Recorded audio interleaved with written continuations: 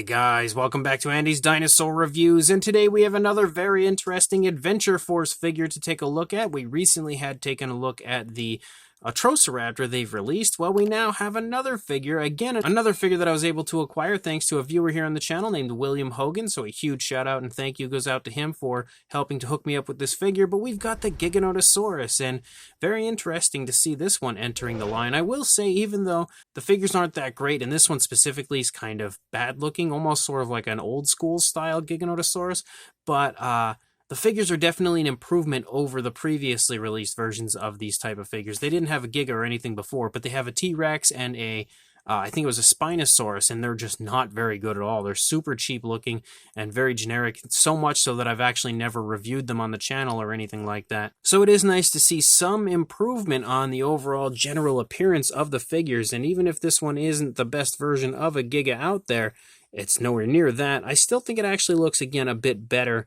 than what we were seeing on these type of figures. But obviously we're not going to look at this with the intention of finding a really highly accurate, very up-to-date interpretation of a Giganotosaurus, because it is definitely not that. But it does have almost like a vintage Giganotosaurus charm. We've got the tail down on the ground, so we have sort of a tripod position. The wrists are incorrect, which you often saw, you know, way back in the day, dinosaurs with pronated wrists and everything. So I do kind of like it from that aspect. And you can actually see it stands pretty nicely, because even though the tail is in a tripod position, it's actually off the ground. So it is standing with the tail up off of the ground just barely.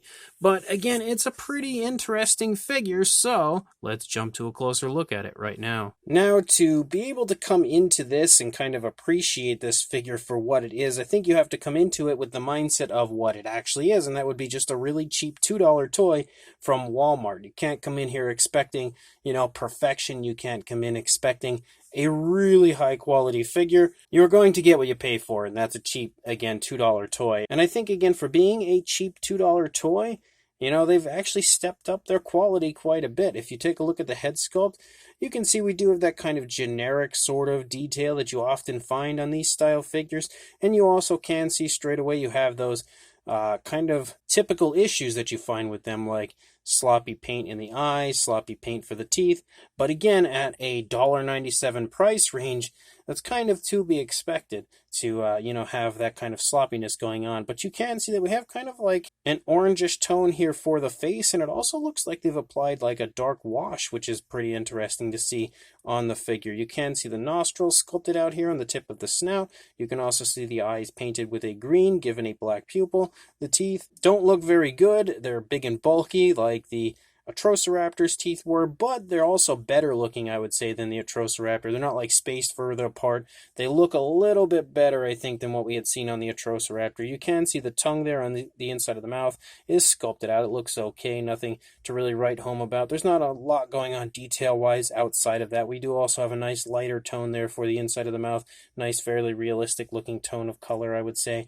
I like that we have the orangish tones, and then as you transition down through the body, we transition to like a yellowish tone, and it also darkens as we reach the top, and you can see that here even on the top of the head. As you lead along the top of the head, you can see some ridges picking up, and they increase in size quite drastically as you move down the course of the figure. As you lead down, you can see some okay looking detail here in the neck. You can kind of see like some creasing and stuff. Not a whole lot in the way of like scale detail or anything like that, but a lot of creasing and almost sort of like elephant-like sort of skin texture through the course of the Giganotosaurus. You can see the throat down here on the underside, and also kind of like some structure and tensing and everything in the neck as you move through. You can also take notice, if my camera would stop losing focus, but you can also take notice to the very light kind of darker wash that they've applied to the figure, which I also do like.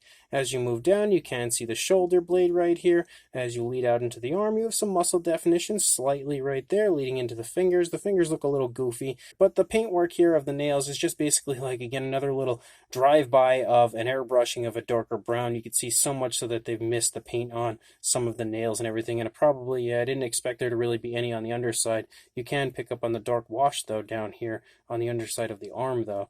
But as you lead back into the stomach region, the detailing actually looks all right. Like, it's not super impressive, it's not super vibrant, but for what it is, it's okay. And the paintwork as well is fairly decent down here in the body, like the transitioning from the darker tone as we move down and lead through a few different tones of color transitioning back and forth is really smooth. You've also got some skin wrinkles and skin folds down here in the lower part of the stomach. As you move back, you've got the hip bone right there, which you can see. We continue to have those ridges running along the back of the dinosaur. We've got the kneecap right there, again a calf muscle, and then as you move down into the foot sculpt, you've got some scoots down the toes. Again, the toes look okay, I guess, and yet again, we don't really have any specific paint for the nails, and they really didn't try to hide that fact here because you can see a large portion of the toes have been given that darker brown tone. And we actually do have dew claws on this one. We didn't have that on the Atroceraptor, so that's a plus at least, but they are unpainted. As we lead up here, you've got some skin wrinkles and skin folds and stuff here back behind the thigh leading into the tail. And as we lead out the length of the tail, we've got a nice curve here to the tail. The tail's a bit shorter than, again, I would have expected, but if we are looking at this through the eyes of kind of like a vintage version of a Giganotosaurus, it's actually kind of cool and doesn't look terrible in that aspect. Similar feel almost to the Schleich Acrocanthosaurus, and you could take that how you want it because there's a large amount of people that hate that figure, and I myself once was one of those people. I still actually don't really like it, but once people started to kind of point out the fact that it had that almost vintage version of like an Acrocanthosaurus, I kind of began to like it a little bit more, but I'm still not necessarily a fan of that. Probably one of Schleich's worst of all time. But you can definitely see similarities, I would think, between the Schleich Acrocanthosaurus as well as this Adventure Force Giganotosaurus with the tripod positioning and just kind of goofy sort of proportions on the figure as a whole. But as you move down, again, like it paintwork-wise and fine detail-wise, doesn't look great, but doesn't look awful.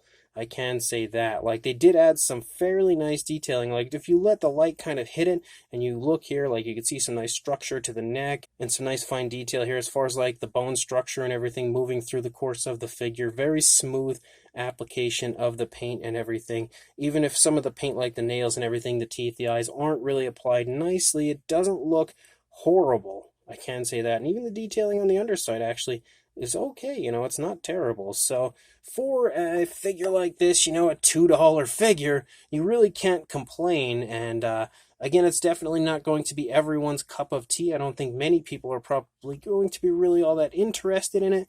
But if you're into, vintage dinosaurs, it's kind of a interesting take on a Giganotosaurus with that somewhat tripod vintage look. As far as a size goes, if you are familiar with these figures from Walmart, the Adventure Force figures, you probably already have a pretty good idea as far as the size of them, but just in case you are not, for a length about 8 inches or around a little over 20 centimeters, maybe approaching 20 and a half, or height-wise, about 4.5 inches or around 11.5, approaching 12 centimeters. For a size comparison, there is Mr. Papo T-Rex, the Attack Pack Colovosaurus, and Robert Muldoon from the Mattel Jurassic World toy line next to our Adventure Force Giganotosaurus, and you can definitely see again, it's on the smaller side like you would expect for this size range and this price range.